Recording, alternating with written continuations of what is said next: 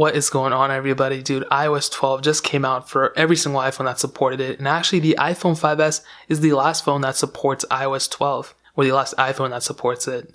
And I think it's not going to get any more updates after this, but I will say if this phone ends on iOS 12, it's not a bad place to stop it at. I think iOS 12 with overall my performance and everything has been pretty good. I have had no huge, humongous problems that were life-threatening like on iOS 11, and we're going to talk about that. I'm going to go over some of the major features of it. I'm not going to spend every single second trying to talk about like the minor little changes. There were a lot of those too, but I'm going to talk about the couple main changes. But if you guys don't know how to update, all you have to do is go into settings, scroll down into general, go into software update, and it'll be a little dialog box that'll tell you to update. But as you can see, I'm already updated to the newest version. Now, there were a lot of feature changes and a lot of things added in iOS 12, and one of those being is group FaceTime. Now, unfortunately, on the iPhone 5S, the iPhone 6 and 6 Plus, group FaceTime is not available, which does suck a little bit, I'm not going to lie. But you are able to do group FaceTime audio calls, so that is an advantage. But you're not able to do a full group FaceTime, which really sucks. I really wish they didn't do that. But there are third-party apps, and I've actually demonstrated in another video that the iPhone 5S can do and can handle group calls, video calls,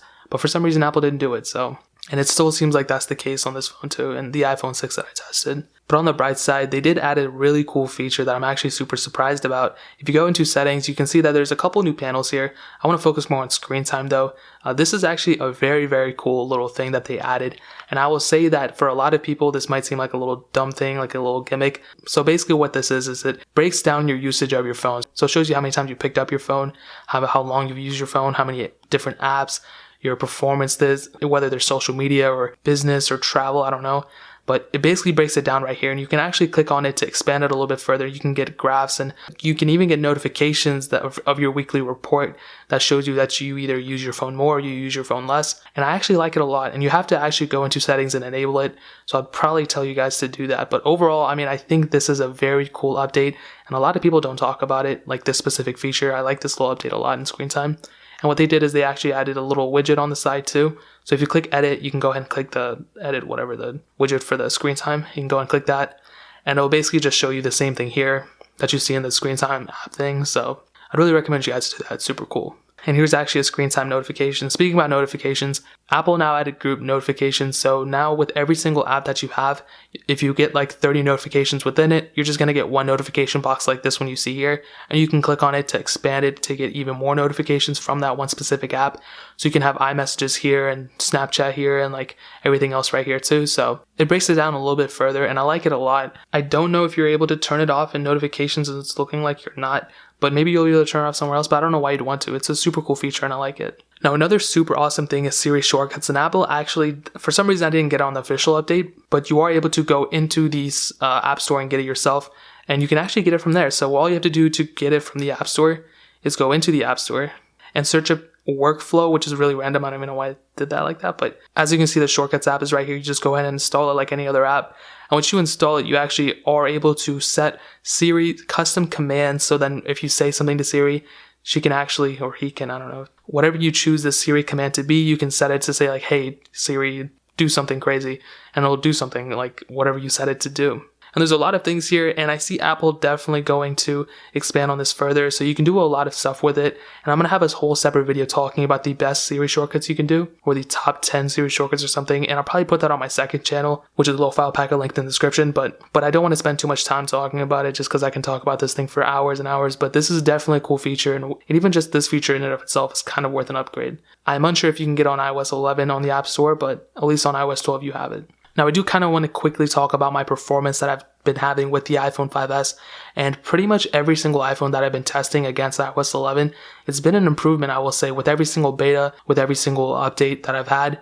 Granted, there were some betas that were faster than other betas on iOS 12, but even on this version, compared to the iOS 11.4.1, it definitely is an improvement. My multi-core scores have gone up, my speed improvements have gone up, even when I've done speed comparisons, and those have gone up too. So even from iOS 11.4 to even 11.4.1, it's definitely an improvement in speed. But in terms of the battery life, I know a lot of people are going to ask about it. A good thing is that I don't think it's gone down. I don't think battery life has gone down. I don't think it's worse or anything, but I don't think it's 100 times better either. I think Apple kind of took a little bit more conservative approach and kind of wanted to improve, but don't like go crazy, because they wanted to fix a lot of bugs. And I'm kind of glad they did this because this phone is way more stable on this version than it was on iOS 11.4.1 or any version of iOS 11. So if you're expecting crazy battery life, don't expect it here. But that doesn't mean iOS 13 is not going to have it. But even on an iPhone 5S, I mean, the battery life wasn't good to begin with anyway. So some closing thoughts. I mean, I will say if you're on iOS 11.4.1 or earlier, definitely go and upgrade to it. It's definitely more stable. It has a lot more features. It doesn't really make much sense for you to even stay on iOS 11 at this point. But what I will say is, if you want to wait until iOS 12.0.1, then that's not a bad option either. But what I would also recommend is if you're waiting for jailbreak or you're waiting for something like that, you might want to stay where you're at, okay? If you're on iOS 11.4 or 11.4.1, there might be a jailbreak out soon for you. So that's the only reason I would recommend you guys to stay there, because I don't know when the next jailbreak is going to come for iOS 12. But for everyone else, like I said, definitely go and update. You probably won't regret it. That is my iOS 12 official review of the iPhone 5S. If you guys have any questions or anything like that, leave it down in the comment section below. I will do more battery tests. I'm going to do battery comparisons and everything, and I'll probably put those on my second channel, so make sure you guys go subscribe to that. Link to that is in the description, as well as on my sidebar on my main channel. So definitely subscribe. It's called Lo-Fi Alpaca. It's a familiar face. You guys could go subscribe to that. I've already been posting on that like every day. So make sure you guys check that out. That'll mean so much. Check out the links down in the description as well, my Twitter, my Instagram. But more importantly than everything else, I love every single one of you guys. Hopefully I'll catch you guys in the next video. Peace out till then.